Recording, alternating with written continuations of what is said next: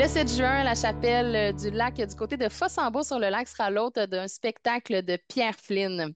L'auteur, compositeur, interprète nous propose une soirée en tête-à-tête pendant laquelle il nous fera voyager à travers son parcours, tantôt en empruntant les sentiers plus familiers et tantôt les sentiers hors piste.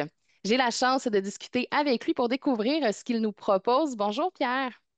Bonjour Claudine. Vous faites partie du paysage musical depuis quelque temps déjà. Pour ceux qui souhaitent vous découvrir, parlez-nous un peu de votre parcours au fil des ans. Oh boy! Ben moi, j'ai commencé à l'époque des groupes. Le groupe Octobre faisait partie de cette cohorte de groupes qui a un peu forgé le rock québécois des années 70. Je parle de d'Offenbach, Beau Dommage, Harmonium et d'autres. Cette aventure-là avec Octobre a duré une dizaine d'années. Là, je résume ma vie, là, très, très. Et après, moi, j'ai voulu continuer sous mon propre nom, ma carrière d'auteur, compositeur, interprète. Et j'ai sorti un album en 87 sous mon propre nom qui s'appelle Le Parfum du hasard, où il y a des chansons que je fais encore aujourd'hui, comme Possession, Sur la route, L'ennemi, etc. Et ben, j'ai continué comme ça et je continue toujours. Et comme ça, mine de rien, sans que je m'en aperçoive, il y a 50 ans de carrière qui se sont déroulés. Et c'est un peu la raison pour laquelle j'ai monté ce spectacle qui s'appelle Sur ma route. C'est pour marquer un peu le fait. Maintenant, on est rendu un petit peu passé 50 ans d'ailleurs, parce que ce spectacle-là, je le fais depuis un an et demi. Mais je voulais, c'est ça, ça me tentait de faire cette rencontre en tête à tête, comme vous avez dit, je suis seul sur scène. Mais je me promène quand même. Je me promène du piano à la guitare. Je fais un petit peu de poésie. Je raconte des histoires aussi, des rencontres que j'ai pu faire le long de mon parcours, comment certaines chansons sont venues au monde. Et c'est un spectacle quand même assez écrit. Euh, et j'ai été chanceux. On a obtenu une nomination comme spectacle pour spectacle de l'année avec ce show-là. Ah oui? Comme on fait un peu de promotion ici, je me gênerai pas pour le dire. Oui, Vous oui, oui, faites bien. moi, j'ai trouvé ça formidable qu'on se retrouve en nomination au spectacle de l'année parce que quand même, il y a des grosses pointures là-dedans. Je m'attendais pas à gagner parce que il y avait des gros shows comédie musicale avec plein de monde d'une grande ampleur. Mais ça me fait plaisir qu'on l'inclue. C'est bien que ce soit souligné. Dites-moi Oui. comment vous avez fait pour choisir les chansons de votre spectacle parce que vous en avez beaucoup. Comment on fait pour n'en garder que, mettons, 15 ou que 20 pour un spectacle? C'est pas évident.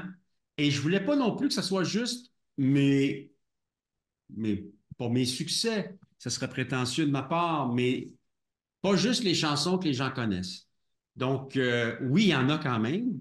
Il y a aussi une chanson que j'ai pas faite depuis octobre, vraiment, La Maudite Machine, qui était la chanson la plus connue du groupe Octobre.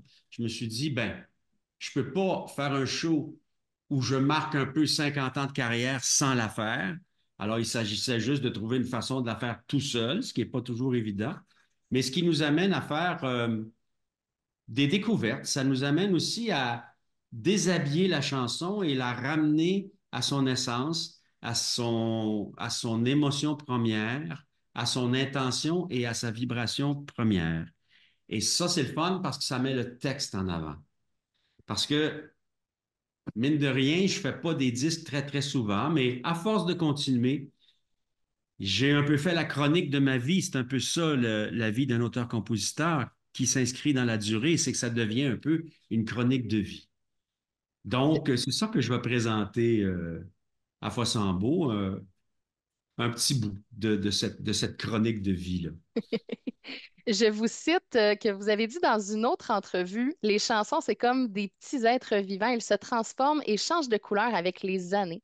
Est-ce que vous Ouais. diriez que votre façon d'interpréter vos chansons a évolué? J'aime bien m'amuser avec les chansons. Des chansons comme Possession et Sur la route que je fais depuis le début, je les ai maltraitées de toutes sortes de façons.